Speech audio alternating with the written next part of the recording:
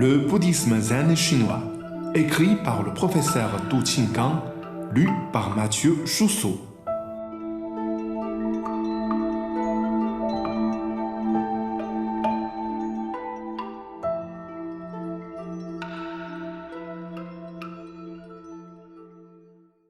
Troisième ou 30e patriarche.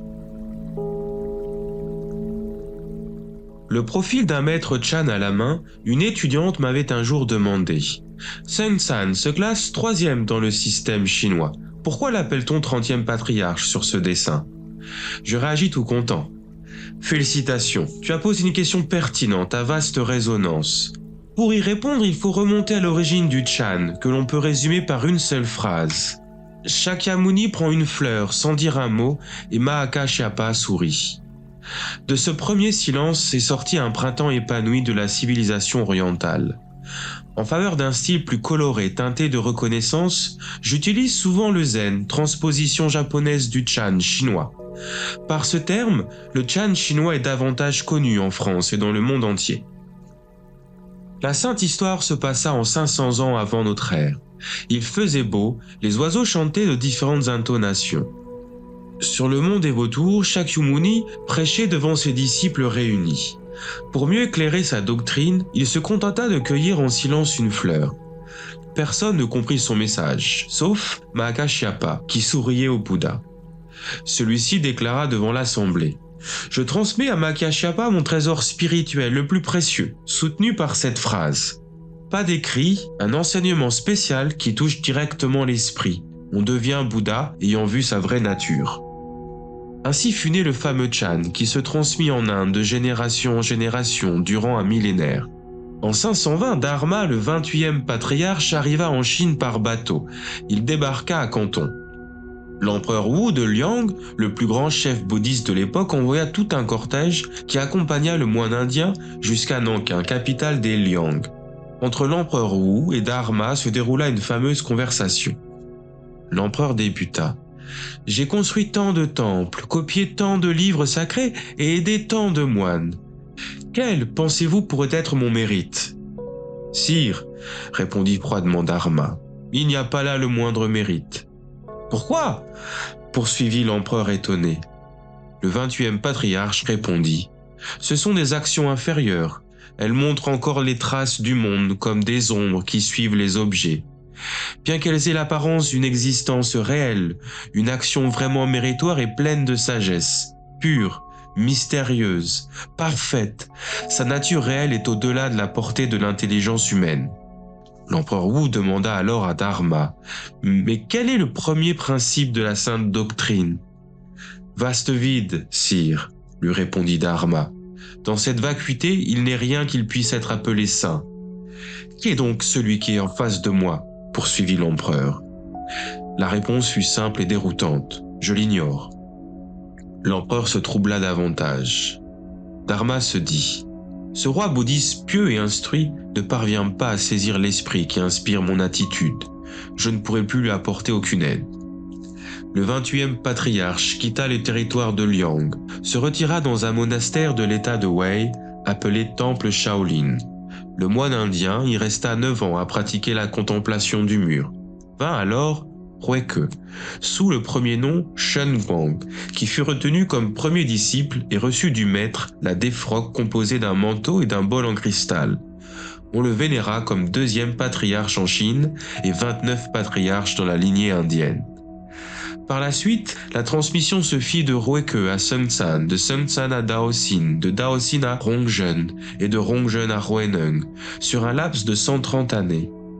Selon D.T. Suzuki, japonais, 1870-1966, le plus grand spécialiste du zen au XXe siècle, Huineng est le personnage central dans l'histoire du zen. Il a sinisé le Chan indien, créé l'école subitiste et composé un ouvrage majeur intitulé le Sutra de l'estrade. La transmission clé se fait entre les 5e et 6e patriarches. Né en 638 à Canton et mort en 713, Huineng perd son père à l'âge de 3 ans, devient plus tard bûcheron qui nourrit tout seul sa mère. De retour un jour de sa besogne, il entend réciter le Sutra du diamant Ébloui et réveillé, il se renseigne auprès du moine voyageur qui lui indique un lieu sacré. Ayant confié sa mère à un voisin en lui donnant une somme d'argent, Hwenung se rend au monastère du mont Prune Jaune, dirigé par Rongjeon, le 5e patriarche, et travaille dans la cuisine, broyant du riz durant 8 mois. Sentant venir la fin, le grand maître décide de léguer la défroque sacrée. Mais le successeur doit produire un texte faisant preuve d'une meilleure compréhension du bouddhisme zen. Shunshyo, moine érudit et assistant du patriarche, écrit un poème sur un mur. Le corps est l'arbre de l'éveil, l'esprit est comme un brillant miroir dressé. À chaque instant je l'époussette et n'y laisse aucune poussière. Illettré mais doué, Hwenung se fait lire le poème. Et puis il y répond par ces vers qu'il demande à quelqu'un d'écrire à côté du précédent. Il n'y a aucun arbre dans l'éveil, le miroir n'est pas dressé, dès le début il n'y a rien, où de la poussière pourrait-elle se déposer? Le second poème est meilleur, mais les circonstances n'autorisent pas une déclaration au public. Rongjeon va à la cuisine, frappe Hwenung de 3 coups légers, qui signifient en chinois la nuit profonde. Le broyeur de riz a tout compris. Quand tout est noir, il se glisse dans la chambre du maître, qui lui donne le dernier cours avant de lui transmettre la robe et le bol en cristal. Il demande à son successeur de fuir tout de suite à cause des jalousies. En effet, Shunshyo jouit d'un très haut prestige dans le monastère. Tout le monde le considère comme successeur idéal. Au grand matin, on est au courant de la disparition de Hwenung avec la défroque. Une dizaine de moines se lancent à sa poursuite à cheval avec à leur tête un général, grand maître du kung-fu. Au bout d'une demi-journée, ils découvrent Hwenung au pied d'une colline. Celui-ci, tout calme, dépose la défroque sur un rocher. Le général se précipite pour la prendre, mais de toutes ses forces, il ne parvient pas à enlever la robe et le bol. Il transpire à grosses gouttes et s'incline sincèrement devant Hwenung en disant « Je viens pour la loi sacrée, non pour la défroque. Veuillez bien m'éclairer. » Le 6e patriarche lui demande alors « Quelle était ta vraie image quand tu n'étais pas encore né ?» Le moine général est illuminé, se prosterne pieusement. Hwenung poursuit son chemin. Dans le ciel dégagé, légèrement bleu, flottent quelques nuages tout blancs. Comme Verlaine l'a bien poétisé, la vie est là, simple et tranquille. La rumeur humaine vient de la ville, gorgée de trop de désirs. Durant 15 ans, le 6e patriarche se réfugie dans le sud de la Chine, à Canton surtout, vivant sous une fausse identité au milieu d'un groupe de chasseurs. En 677, il arrive dans le temple Faxing, où 2 moines sont en train de se disputer. L'un dit que c'est le drapeau qui bouge, l'autre soutient que c'est le vent. Hwenung tranche. Ce qui bouge n'est ni le drapeau ni le vent, mais leur propre esprit. Et montrer en public la défroque, Hwenung apparaît comme le 6e patriarche. Il fonde ensuite son propre monastère nommé Baolinse et prêche régulièrement devant un grand nombre de disciples. De Hwenung se développent 5 écoles subitistes que l'on compare à une fleur accompagnée de 5 feuilles. Hwenung est le dernier patriarche du Chan en Chine, comme en Inde. Après lui, la transmission prend fin parce que le zen se développe de toutes parts. On n'a plus besoin de ce symbole pour asseoir son extension, et on sait que la défroque peut diviser les moines unis et entraîner des conflits sanglants. Dans le nord de la Chine, Shunshyo crée l'école progressiste du zen. Il est nommé maître national par l'empereur. Ces belles histoires sont compilées, noir sur blanc, dans le premier chapitre du Sutra de l'Estrade, Bible du Chan chinois, composé par les disciples de Hwenung. Comme les propos de Confucius, on y rassemble notamment les sermons du 6e patriarche. Ayant parcouru l'histoire du Chan, je m'attarde sur Sun Tsan, 3e patriarche en Chine et 30e patriarche du côté indien, souvent obscurci par la rareté des documents. Il s'agit à mon avis d'un personnage déterminant. Dharma, le premier patriarche, introduit le Chan indien en Chine. La population qui le croise ne le croit pas. Grâce à Huike, on adhère au Chan, mais on ne le pratique pas. Au temps de Sun Tsan, on pratique le Chan, qui de plus se vulgarise vers les couches basses de la société. Au lieu d'errer partout, Sun Tsan installe une estrade, commence à prêcher en public. Daoxin, son successeur, fonde l'école développée à son tour par Rongjeon. À son apogée, les disciples montent à 1000 personnes. Daoxin encourage les moines à cultiver la terre pour se nourrir.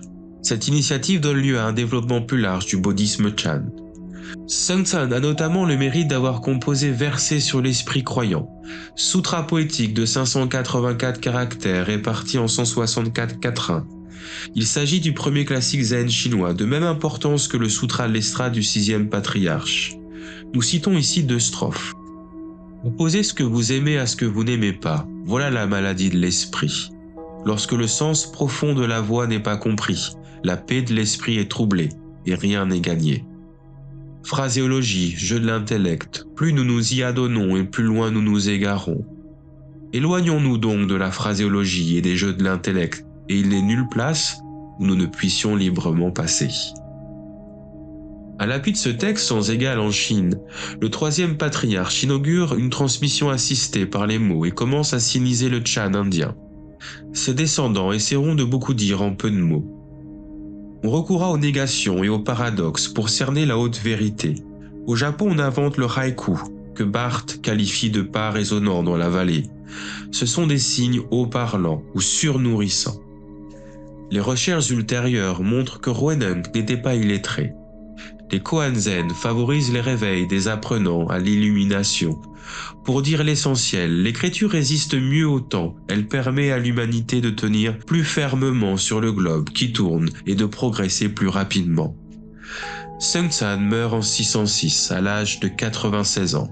Il se distingue des autres maîtres à la fin de ses jours. Au dernier moment, il déclare à ses disciples: « On vénère trop la mort assise, la trouvant extraordinaire. Moi je suis un autre chemin. Pour jouir davantage de liberté, je vais mourir debout. » À ces mots, il s'accroche de 2 mains à une branche et trouve sa paix éternelle.